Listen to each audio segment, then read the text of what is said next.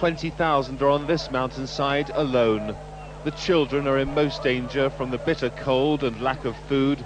Families here feel completely abandoned, in danger of starving to death. Their mothers scavenge for water, which is in such short supply, people are forced to suck the snow to stay alive. The Kurdish refugees are being literally pushed back towards Iraq by Turkish soldiers.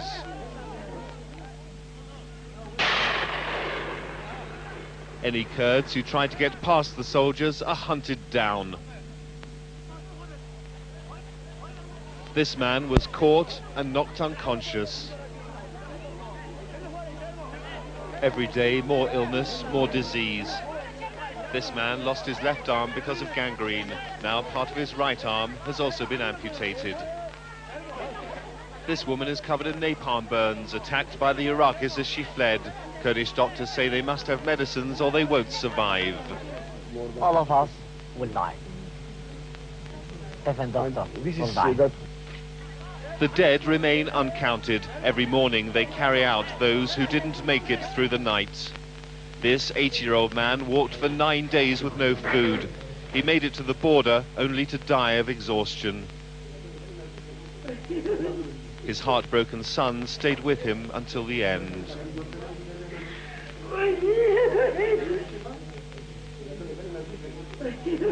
If food is not brought in here in a matter of days, food and tents and blankets are the priority, particularly tents and blankets. If that doesn't arrive within a matter of days, now you're going to have deaths in the thousands, I believe.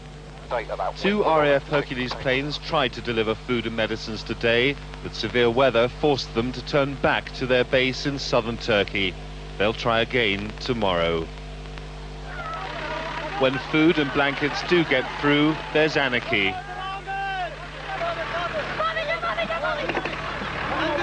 The gross lack of organisation means so much so desperately needed is being wasted. It's almost beyond belief, and it's almost too late to put a halt to this appalling human catastrophe. Benno Glaser, News at 10, Eastern Turkey. Exodus, the hemorrhaging of Iraq, a human tragedy on a monstrous scale. All these things have already been said, and yet still they do not adequately describe what is happening here, 10,000 feet up above the snow line, where the two hostile countries meet.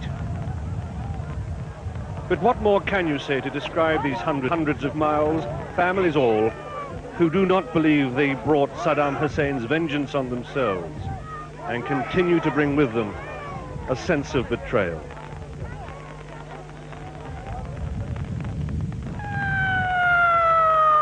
But they have not made it to the safe side yet, and possibly many never will. A loudspeaker and gunfire from the Turkish side warns them to stay where they are, that they risk being shot at if they stampede across. Such is the welcome, such is the defiance. The Turkish soldiers hold a thin blue line, a fragile cordon that would not hold if these thousands decided enough was enough. The reason why an army cameraman shot this video was to give the Turkish military and civil authorities some idea of the scale of the problem they are being asked to cope with on their own. Because, and be in no doubt, scenes like this are not confined to this one area. These people are determined to get in whatever the dangers.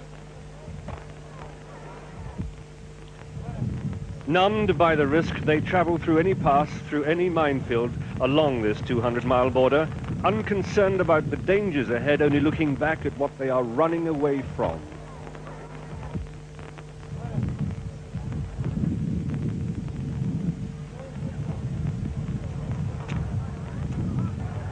The Turkish army is containing them in no man's land because the government is frightened of letting them even a few yards into Turkey, fearful that the temporary refugee camps will become a permanent problem. We can't do for you nothing.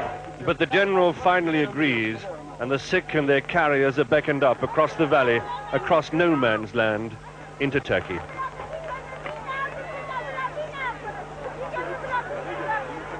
babies suffering from lack of milk, for children gangrenous from frostbite, and those who could not manage those final few yards of their long, long journey and died on the slope. Talk of a sanctuary for the Kurds in northern Iraq, and that would mean sending them back across the mountains they've just crossed. So who will tell them, and how will they respond? And will the international guarantees be enough to persuade them to return to the country they now fear more than this existence and the miserable prospects ahead? Michael Nicholson, News at 10. 20 miles inside Iraq, this is their exclusive story. People who still believed they were heading for a better place, people who were weak, some of them barely able to walk, but still unwilling to offload the few possessions they managed to escape with. It may be a majestic setting, yet it was hard to conceive how the refugees managed to survive with nighttime about to fall and temperatures diving even lower. We spent our first night just as the refugees did, high in the mountains in this small settlement. We slept under plastic sheeting, and without the specialist sleeping bags, conditions would have been excruciating. The people say what they really need is practical aid and the ability to come down from these mountains to lower, warmer ground.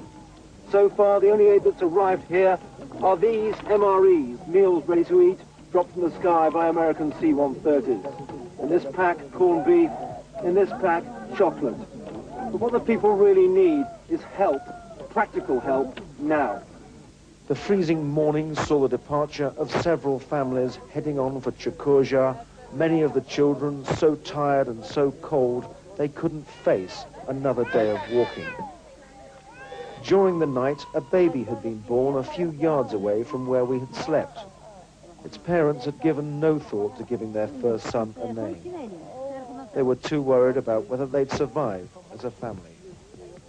But while the day brought new life, there was also the sound of death in the air. In this tent, the father of 12 children had just died. He was 44 years old. He died from hypothermia after falling sick on a long walk to get this far. A doctor could have saved him. His family couldn't. Half an hour later, 2 young men set out to bury their father. Much has now been seen of the refugees' plight. This may seem shocking, but refugees walk on regardless. We moved on again, and another stream of people on the tracks. Some had left Iraq with nothing apart from what they stood up in.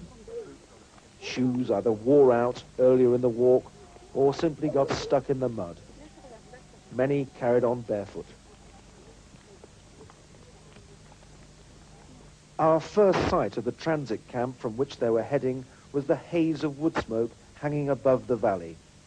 We reached this camp in the night, and the people were all talking about leaving the next day because conditions were too bad. One man, a secondary school teacher, had been told by the Turks it would take 2 to 3 hours to get to Chukoja from here. It would, in fact, take his family at least 2 to 3 days. We had to tell them the truth, that they were better off staying here in better conditions until the weather cleared. And even if they did make the walk, the camp at Chukoja had less shelter than this one. We have been living amongst the refugees for 3 days now, covering over 50 miles and traveling like them on foot. We haven't seen one relief worker yet. Everyone we meet asks for medical aid. Presented with such sights, I wish I was a doctor rather than a journalist.